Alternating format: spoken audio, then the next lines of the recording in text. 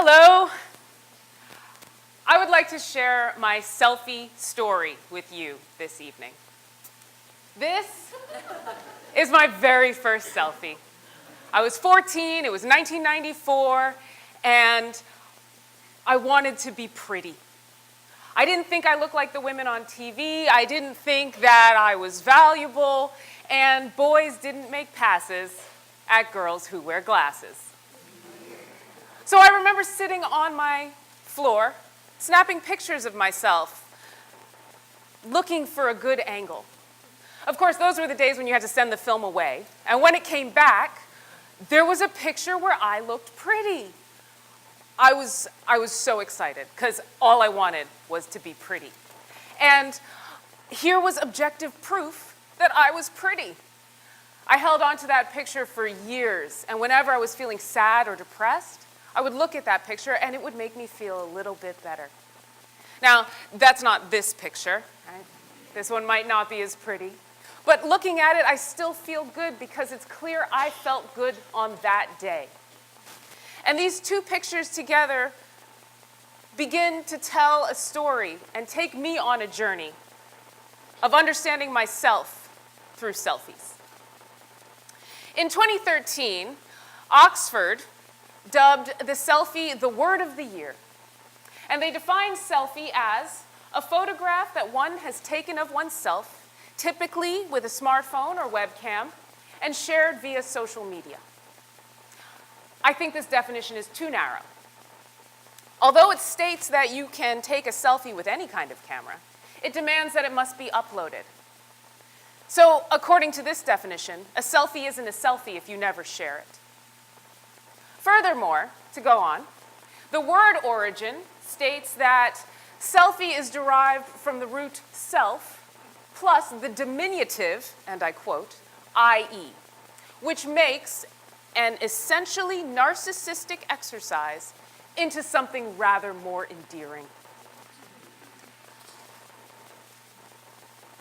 The way we talk about selfies, and this definition itself, is dismissive.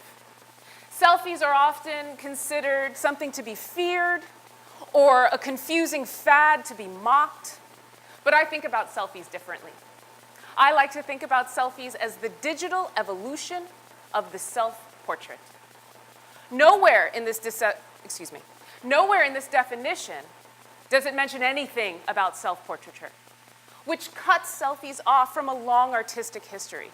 Consider Vincent van Gogh, Frida Kahlo, Andy Warhol, or Maya Deren, whose 1943 film, Meshes of the Afternoon, I share with my students as an example of how to explore the self using different media. Although the word selfie was first used in 2002, we regularly use it retroactively to describe any photograph taken of oneself. This 1893 daguerreotype by Robert Cornelius is generally regarded as the first selfie. And Colin Powell got in the game last year with this 60-year-old selfie. His spokesperson said, a 16-year-old Colin may have been feeling quite stylish in his yellow vest.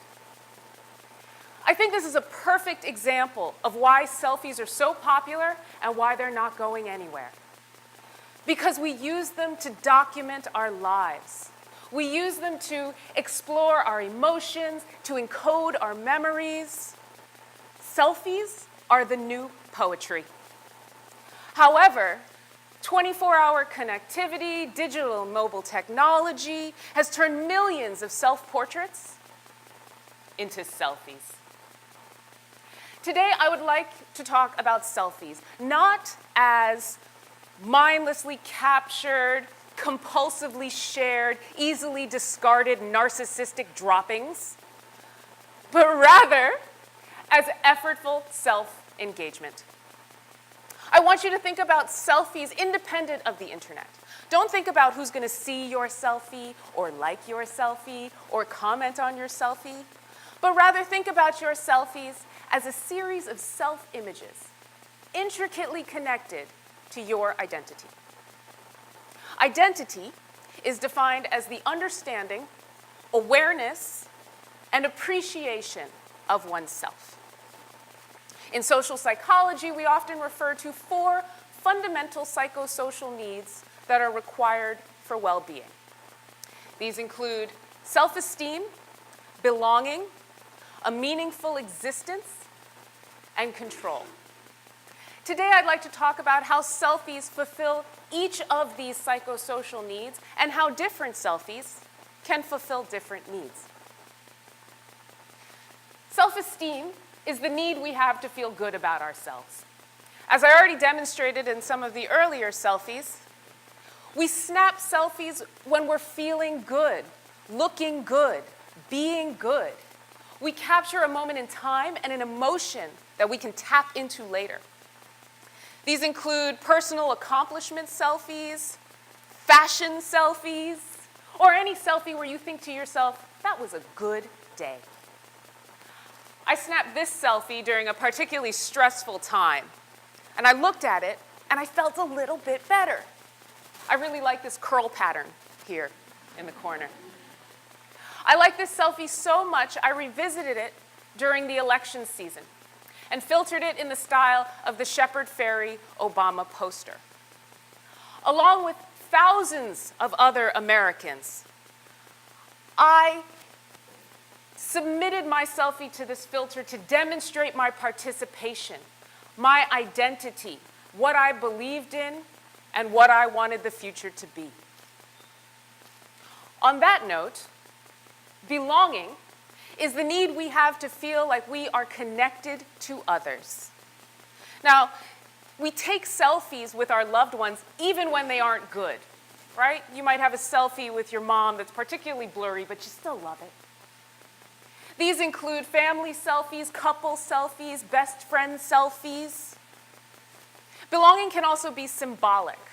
I snapped this selfie when I took the position here at Syracuse University because I wanted to demonstrate my new group affiliation.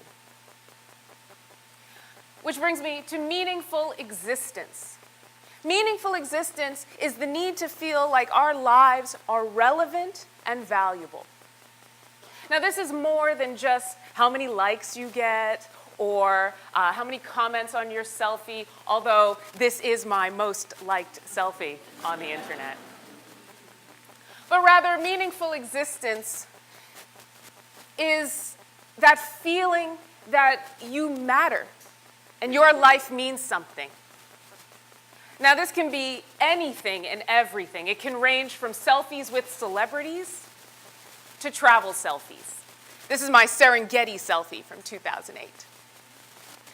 We take selfies when the world has an impact on us or when we have an impact on the world. We even take selfies to make an impact on the world. The social justice selfie connects our faces with social movements, and our concerns become visible. Our voices become visible. A recent study demonstrated that political messages in social media can actually affect the political interests and voting behaviors of your social networks. We take selfies to confirm our meaningful existence. We also have a need for control. It's the need to feel that we are active agents in our lives. Now, in the case of social justice, there are the psychological benefits of having an impact on your community. But in the case of selfies, on the most simplistic level, we get to take control of our own image. Such is the obvious joy of selfies. We get to be our own photographer. And with stock filters and user-friendly editing software, we don't just take selfies, we make selfies. And in that distinction, we have the opportunity to reclaim selfies as art and as an opportunity for mindful self-reflection. I call this self-engagement through digital self-portraiture a healthy selfie.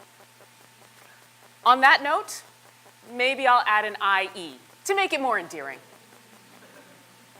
So then the question is, what is a healthy selfie? Well, first of all, a healthy selfie is a form of self-reflection and journaling. Use your selfies to document your own life, and don't worry if other people say, oh, you share too much of this or too much of that on your page. Your social media is about you. And your digital history can be just as exciting as any book or movie or TV show. Healthy selfies are also about self-appreciation, not self-objectification. When our self-worth is connected to how many likes we get online, then our favorite self-portrait can become a negative reflection of ourselves. Take and make selfies that you like and you appreciate, and don't delete them if they don't get likes. Thirdly, healthy selfies are art. I take a poll every year in my class, and I ask my students, how many of you consider yourselves photographers? And about 10% raise their hand. But all of them have taken, edited, and posted a picture in the past week. When I ask them, they say they don't feel like photographers because they are not making effortful photography. They're simply snapping and posting. However, when that becomes the strategy with ourselves and our own lives, then we simply become an object to be photographed. As I said, the beauty of art is the opportunity for mindful self-reflection. Unfortunately, in our hyper-digital world, we sometimes need more cues to think of something as art. I recommend exploring different formats. I snapped this selfie in 2003. You can see I love curl patterns. I snapped this selfie in 2003, photoshopped it into my own Warhol knockoffs, and then commissioned an artist on Venice Boulevard to paint 4 panels, which now hang in my office. There are dozens of websites online that will print your pictures onto anything. Send your grandma a postcard with your favorite selfie. Design and print your own selfie book. A lot of people made fun of Kim Kardashian for posting and publishing her own selfie book, but she has discovered a way to take control of her own image, regardless of the paparazzi, and turn it into something tangible and personally valuable. On that note, I've been working on my own selfie book long before Kim and made her announcement. It's called The Media Made Me Crazy, and this is the cover image. This is actually one of my favorite selfies, but I've never shared it on social media before. My hair is frizzy, my eyes are puffy, there's a little bit of a stash coming in on the corners. But it's me, and I love it. On that note, healthy selfies are not perfect because people are not perfect. For the past 20 years, I've been using selfies to explore my own imperfections and appreciate them. Use your selfies to find your flaws and figure out what makes you, you. My last point, healthy selfies are shared judiciously. At the start of this talk, I asked you to think about selfies independent of the internet. But the truth is that selfie would not have been the word of the year were it not for social media. We love sharing our stories and our lives. However, contrary to Oxford's definition, not all selfies need to be shared. There are the selfies that we easily share, maybe pet selfies, and the selfies we keep just for ourselves, maybe sexy selfies. But most importantly, the selfies you make for yourself are the most valuable. Thank you. Can I get a quick selfie? Awesome. Come on. All right. This moment matters. Okay, yes, please take a selfie of me taking a selfie. Oh my goodness. That's all right. Here we go.